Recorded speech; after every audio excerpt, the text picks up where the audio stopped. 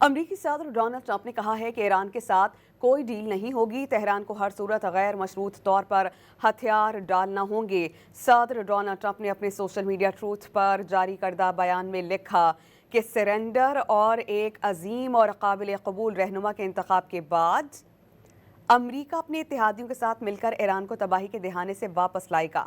ایران کو معاشی طور پر بہتر اور پہلے سے مضبوط بنایا جائے گا۔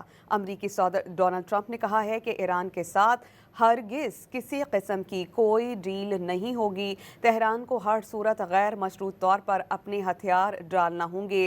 امریکی صدر ڈونلڈ ٹرمپ نے اپنے سوشل میڈیا ٹروتھ پر جاری کردہ بیان میں کہا، سرنڈر اور ایک عظیم اور قابل قبول رہنما کے انتخاب کے بعد امریکہ اپنے اتحادیوں کے ساتھ مل کر ایران کو تباہی کے دہانے سے واپس لائے گا۔ ایران کو معاشی طور پر بہتر اور پہلے سے مضبوط بنایا جائے گا۔ واضح رہے کہ ایرانی سپریم لیڈر آیت اللہ خامنائی کے بیٹے کا نام زیر گردش ہے۔ اس پر غور و خوض کیا جا رہا ہے کہ ان کے بیٹے کو ہی اب ایران کے سپریم لیڈر بنایا جائے گا، جس پر صدر ڈونلڈ ٹرمپ نے اعتراض اٹھایا ہے اور انہوں نے کہا ہے کہ وہ اس کو ہرگز قبول نہیں کریں گے۔ ایران ان کا انتخاب کر کے اپنا وقت ضائع نہ کرے۔ انہوں نے کہا کہ آیت اللہ خامنائی کی پالیسیز کو آگے بڑھانے والا کوئی لیڈر نہیں چاہیے۔